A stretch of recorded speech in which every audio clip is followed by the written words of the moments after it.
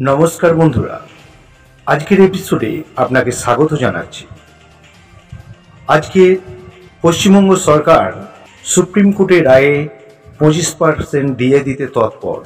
আসুন আমরা দেখে নিই পশ্চিমবঙ্গ সরকার ডিএ দেওয়ার মনোভাব এবং কতটা এই কাজে এগিয়ে গেছে।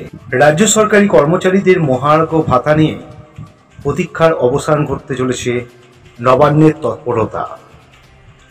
নবান্ন সূত্রে খবর, সুপ্রিম কোর্টের নির্দেশ মেনে বকেয়া ডিএর 25% দ্রুত মিটিয়ে দিতে রাজ্য সরকার সর্বাত্মক প্রচেষ্টা চালাচ্ছে। এই প্রক্রিয়ায় স্বচ্ছতা ও দ্রুততা আনতে বিশেষ গুরুত্ব দেওয়া হচ্ছে প্রযুক্তির মাধ্যম, প্রযুক্তির ব্যবহারকে।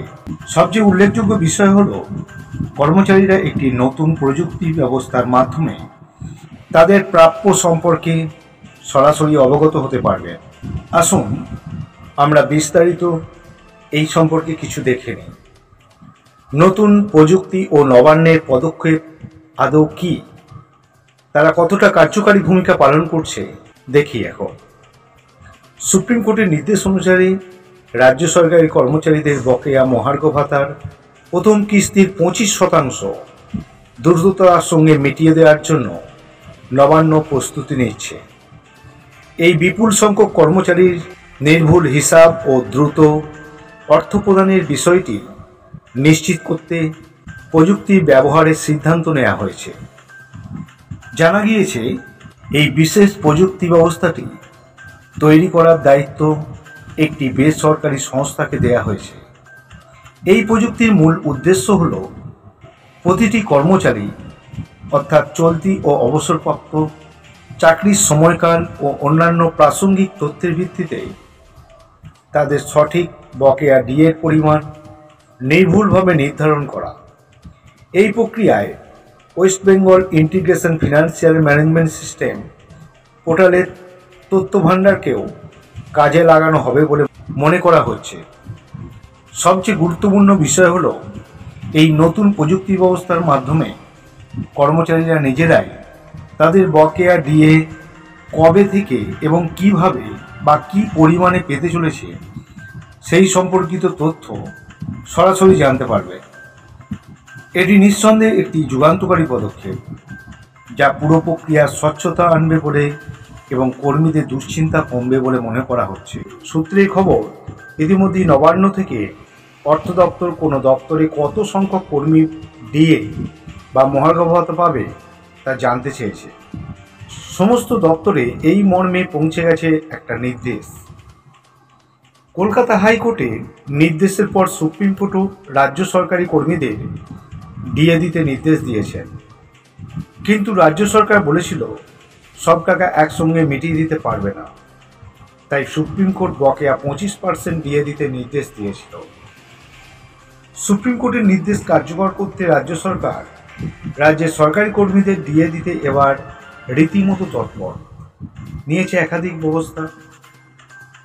তারা কর্মীদের ডিএ দিতে একটি স্পেশাল অ্যাপস আনছে বাজারে।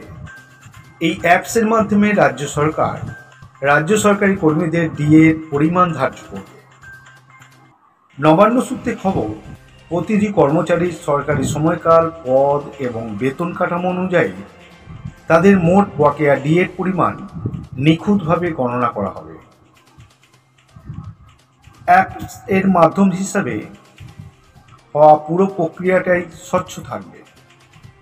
প্রযুক্তি ব্যবস্থা ব্যবহার করে খুব কম সময়ে লক্ষ লক্ষ কর্মচারীর সংখ্যা দ্রুত হিসাব করা যাবে। প্রতিটি তথ্য ডিজিটালভাবেই যাচাই করা হবে, তাই ভুলের সম্ভাবনা খুব একটা থাকছে না। দ্রুত হিসেব করারও ব্যবস্থা থাকছে। আগামী কয়েকদিনের মধ্যেই হিসেব নিকেশ করতে এই অ্যাপসটি সাহায্য করবে। সুপ্রিম কোর্টের নির্দেশ হল মাত্র 6 সপ্তাহের মধ্যেই বকেয়া ডিএ মিটিয়ে দিতে হবে, আর 6 সপ্তাহ শেষ হবে আগামী 27শে জুন।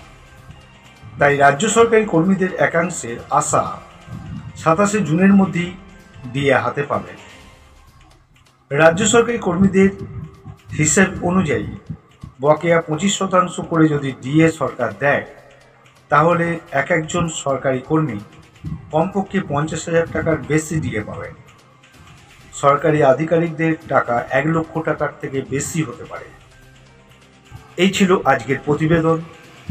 প্রতিবেদনটি যদি আপনার কাজে লাগে, আপনার ভালো লেগে থাকে, তাহলে অবশ্যই আজকের প্রতিবেদনটিতে একটি লাইক দেবেন, শেয়ার করবেন।